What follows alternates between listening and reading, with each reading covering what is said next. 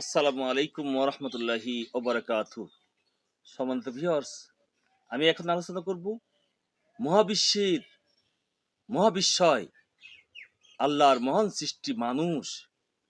এই মানুষের মাথা এবং মাথার মগজটি একটি আশ্চর্য এবং অবুদ্ধ জিনিস, যার কার্যাবলী সম্বন্ধে কোনো বৈজ্ঞানিক আজও কোনো সঠিক ধারণা দিতে পারেননি। মাথার মগজে রয়েছে অসংখ্য কোঠা বা কক্ষ, যেগুলো মানুষের সমস্ত দৈহিক এবং মানসিক কার্যাদি নিয়ন্ত্রণ করে। বিজ্ঞানীরা মস্তিষ্ক সম্পর্কে গবেষণা করে বলেছেন, মগজের ভিতর রয়েছে 10 লক্ষ স্নায়ু কক্ষ, নার্ভ সেলস, যার প্রত্যেক কক্ষ থেকে সূক্ষ্মাতি সূক্ষ্ম মিহি সুতার চেয়েও চিকন তন্ত্রী বের হয়ে দেহের বিভিন্ন জায়গায় ছড়িয়ে পড়েছে। এই তন্ত্রীর মধ্য দিয়ে ঘন্টায় 70 মাইল বেগে সংবাদ গ্রহণ ও নির্দেশ প্রদানের ব্যবস্থা সংঘটিত হয়ে থাকে। এভাবে প্রত্যেকটি কক্ষের ভিতর অচিন্তনীয় শক্তি নিহিত রয়েছে।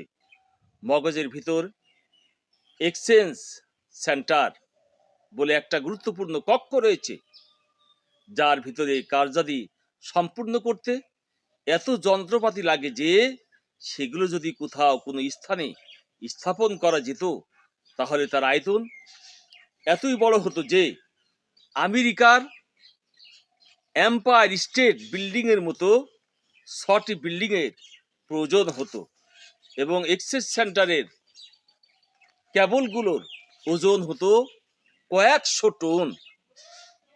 বলা বাহুল্য, বিল্ডিংটি 101 তলা এবং কয়েক বছর পূর্বে এটিই ছিল জগতের সবচেয়ে উঁচু বিল্ডিং।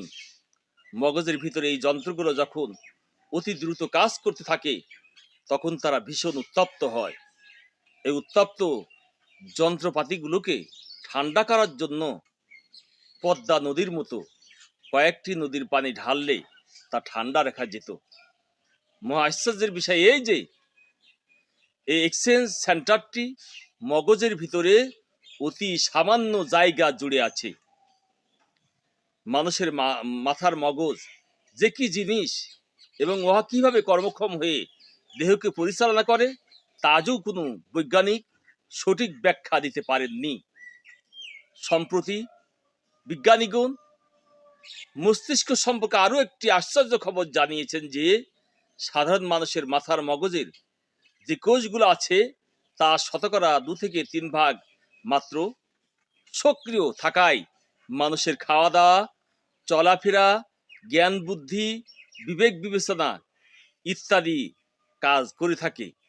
বাকি 97% থেকে 98% ভাগই ডরমেন্ট, সুপ্ত অবস্থায় থাকে।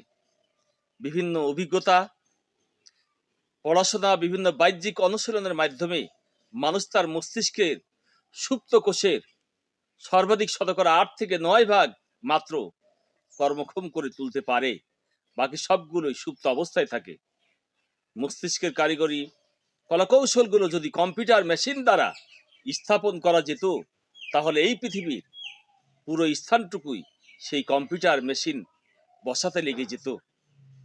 যদি মস্তিষ্কের 100 ভাগই কার্যকর থাকতো, তাহলে সেই কম্পিউটার মেশিন বসাতে 48টি পৃথিবীর সমান জায়গা লাগতো।